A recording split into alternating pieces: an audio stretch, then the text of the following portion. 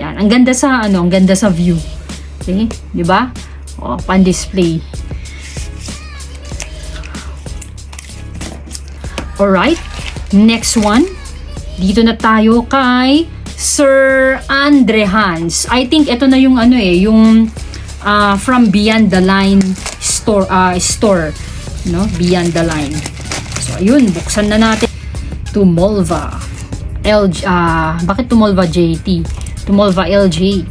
Dapat yan. Pero it's okay.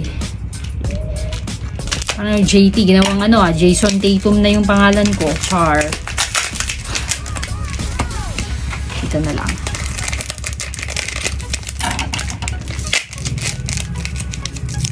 Okay, so first of all, bali dalawang pack ito, no? Binili ba ako nito? Okay, pala. Yan. Parang naipon kasi yung binili ko sa kanila, yung iba. Yung, I think yung Jamal Murray. Pala, hindi pala sa kanila yung... Pero bumili ako ng Jamal Murray sa kanila. And, ito yung mga binili ko din. Luka Doncic. Yan. So, buksan na natin.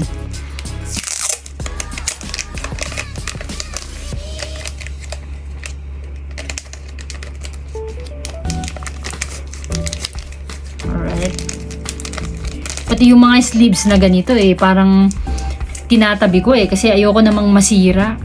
Wow, so ang ganda ng card nila, parang brand new na tingnan. Yan, we have Luka Doncic. Okay, meron akong dalawang Luka Doncic na select na base card. Okay, so bali dalawang copy ang binili ko. And eto, meron tayong okay. Parang nagkadikit-dikit kasi. Okay, so meron akong Luka Doncic na tribute. And meron rin akong eto. Okay, meron tayong Trae Young. Okay, na binili ko ng lot. Yan, Trae Young. And of course, meron akong binili na RJ Hampton. Wow! First time ko talagang magkaroon ng ganito na card. Yan. Rookie card na rin ito ni RJ Hampton. Dito na tayo sa isang pack. Ito. Yan. So, ito, Jamal Murray. I think puro Jamal Murray yata to Yeah.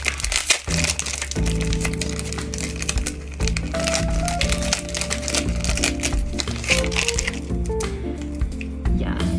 So, ito. Okay. So, meron tayong binili na Jamal Murray na lot. Okay, so ito papakita ko meron tayong Jamal Murray na Court Kings. Yan. Okay, Court Kings, Jamal Murray na Prism. Okay, another Jamal Murray na Prism. Oops, nahulog. We have another Jamal Murray na Prism.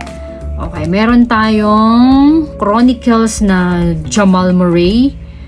Okay, meron tayong threads na Jamal Murray. So, bali, dalawang copy to. And we have NBA Hoops na 3 copy na Jamal Murray.